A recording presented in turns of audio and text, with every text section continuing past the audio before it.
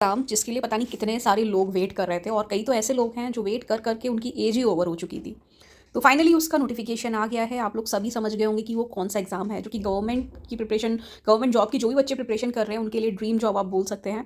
तो इसका काफ़ी हाइप था इस एग्ज़ाम का, मतलब एक टाइम पे, बट धीरे धीरे धीरे धीरे अभी क्या, मतलब इतना टाइम ले लेता है ना ये एग्ज़ाम नोटिफिकेशन आने में। कोई सर्टेनिटी नहीं है, कभी भी नोटिफिकेशन आता है, मतलब 2 साल 3 साल आराम से लगता है, कभी 1 साल में आ जाता है। तो इस तरीके से ऐसे एग्ज़ाम्स की जब अनसर्टेनिटी नहीं होती है ना, कोई सर्टेनिटी नहीं होती है ना, तो बहुत ज़्यादा पेनफुल रहता है। मतलब जैसे उसका नोटिफिकेशन आता है तो भाई फिर बच्चे लगते हैं उसकी प्रिपरेशन में। तो ऐसा ही एक एग्ज़ाम है, यूनियन पब्लिक सर्विस कमीशन की तरफ से ईपीएफओ का एग्ज़ाम होता है ये। ईओएओ एंड एपीएफसी का एग्ज़ाम होता है ये, ठीक है। तो इसमें ना मतलब डिफरेंट डिफरेंट पोस्ट, मतलब काफ़ी सारी पोस्ट वैकेंसीज, सॉरी, काफ़ी सारी वैकेंसीज आई हुई हैं इसमें। तो अब जो भी लोग एलिजिबल हैं वो अप्लाई कर सकते हैं, और जो नहीं एलिजिबल हैं वो और एग्ज़ाम्स की प्रिपरेशन को कर सकते हैं। तो ये पहले हम बात करेंगे जो ईओएओ का जो एग्ज़ाम है, ठीक है। ईपीएफओ का जो ईओएओ का एग्ज़ाम है, इसमें आपके 156 वैकेंसीज निकली हुई हैं, ठीक है। यहाँ पे मतलब इसको डिवाइड कर दिया गया है general, EWS, OBC, SC ST, PWBD के बेसिस पे। तो यहाँ पे आप देख लीजिएगा, यहाँ नंबर सारे मेंशन हैं। इसके बाद आगे चलते हैं तो यहाँ पे इसका पे स्केल देखा जाए तो लेवल 8 का पे स्केल अब लगेगा इसका। इसका लेवल 8 का पे स्केल है, और as per the 7th commission, 8th commission भी बहुत ही जल्दी आपका लागू हो जाएगा 2026 से। तो आपकी सैलरी में इंक्रीमेंट आपको ऑब्वियसली देखने को मिलेगा। एज लिमिट मैक्सिमम यहाँ मेंशन है, मिनिमम 21 है आपकी। तो जनरल ईडब्ल्यूएस वालों के लिए 30 ईयर रखी गई है, ओबीसी वालों के लिए 33 ईयर रखी गई है, एससी एसटी वालों के लिए 35 ईयर रखी गई है, और अगर आप पीडब्ल्यूबीडी है तो 40 ईयर यहाँ पर रखी गई है। इसेंशियल क्वालिफिकेशन में सिर्फ एक ग्रेजुएशन मांगा गया है। अगर आप ग्रेजुएट हैं तो आप डेफिनेटली अप्लाई कर सकते हैं इस पर्टिकुलर एग्जाम के लिए। यहाँ पे जो भी ड्यूटीज़ रहती हैं इन ऑफिसर्स की, वो सारा कुछ मेंशन है। आप जो भी कुछ काम करेंगे वो आप एक बार यहाँ पे पढ़ लीजिएगा, देख लीजिएगा कि आप एक बार जब आपकी जॉब लग जाएगी फाइनली, तो आपको क्या क्या काम यहाँ पे करना है, ठीक है। ये आपकी ग्रुप बी की पोस्ट रहती है, नॉन मिनिस्ट्रियल जॉब है ये आपकी। हेडक्वार्टर इसका न्यू दिल्ली में है।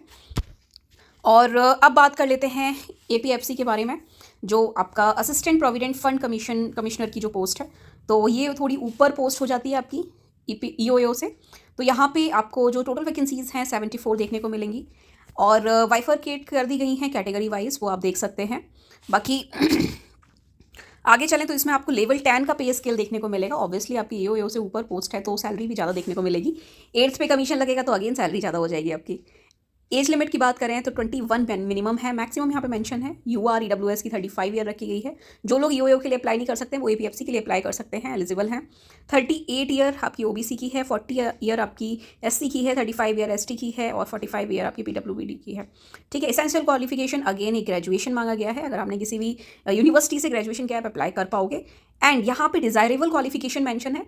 आपकी जो एसेंशियल क्वालिफिकेशन है वही इंपॉर्टेंट है इस एग्जाम को क्लियर करने के लिए, बट हाँ, यहाँ पे जो डिजायरेबल क्वालिफिकेशन है, अगर आपके पास में ये है, डिप्लोमा अगर आपने किया है कंपनी लॉ में, लेबर लॉज में, या पब्लिक एडमिनिस्ट्रेशन में, तो वहाँ पे आपको प्रेफरेंस मिल सकती है इंटरव्यू के टाइम पे। तो बस ये यहाँ पे थोड़ा सा वेरिएशन आपको देखने को मिल जाता है। बाकी अगर बात करें आपकी ड्यूटीज़ जो रहेंगी एपीएफसी की, वो यहाँ मेंशन है, आप इसको एक बार गो थ्रो कर लीजिएगा। ग्रुप ए की ये पोस्ट है आपकी, नॉन मिनिस्ट्रियल, अगेन हेडक्वार्टर आपका न्यू दिल्ली में आपको देखने को मिलेगा।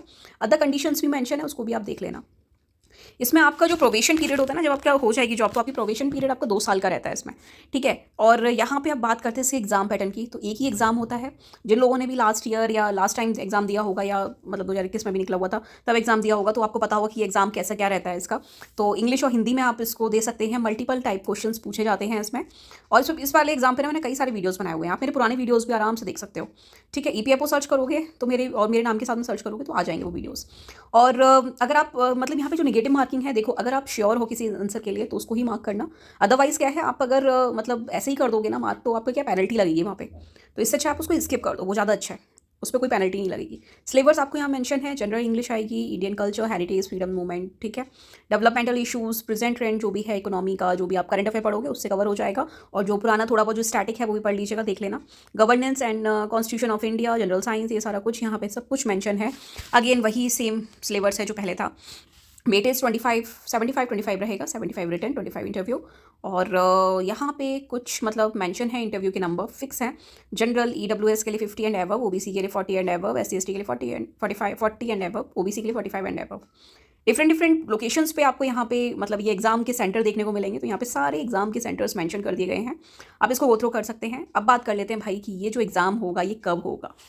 मेन यही है कि एग्ज़ाम ये कब होगा। अभी नोटिफिकेशन आ गया, 2-3 महीने आप आराम से मान सकते हो, इतना तो गैप रखते ही रखते हैं। तो आपका जो मतलब एग्ज़ाम हो सकता है अप्रॉक्सीमेटली आपका नवंबर स्टार्टिंग या एंड में होगा ही आपका, ठीक है। तो अभी इसकी जो क्लोजिंग डेट है वो 18 अगस्त रखी गई है, तो अभी काफ़ी टाइम है, आराम से सोच समझ लीजिए कि अप्लाई करना है नहीं करना है जो भी है।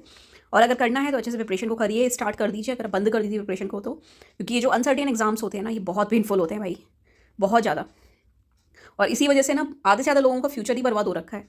पता नहीं कितने लोग हैं कब से प्रिपरेशन कर रहे हैं, किसी की एज हो जाती है। अभी एसएससी का तो हंगामा आप लोग देख ही रहे होगे कितना क्या चल रहा है। तो बस यही है गवर्नमेंट जॉब की सच्चाई। अगर आपको और भी कहीं जॉब मिल रही है इसकी प्रिपरेशन के साथ में, 2-3 साल आराम से दो, अदरवाइज जॉब लेना स्टार्ट करो, which is very very very important, समझे। तो बस यही था, इस वीडियो को यहीं ऐड करते हैं। इसके अलावा इसका डिटेल सिलेबस अगर चाहिए तो कमेंट बॉक्स में कमेंट कर दीजिएगा। एंड टेलीग्राम पे ये मैं नोटिफिकेशन शेयर कर दूँगी, तो आप वहाँ पर इसको गो थ्रू कर लेना। Thank you for watching this video guys, bye bye.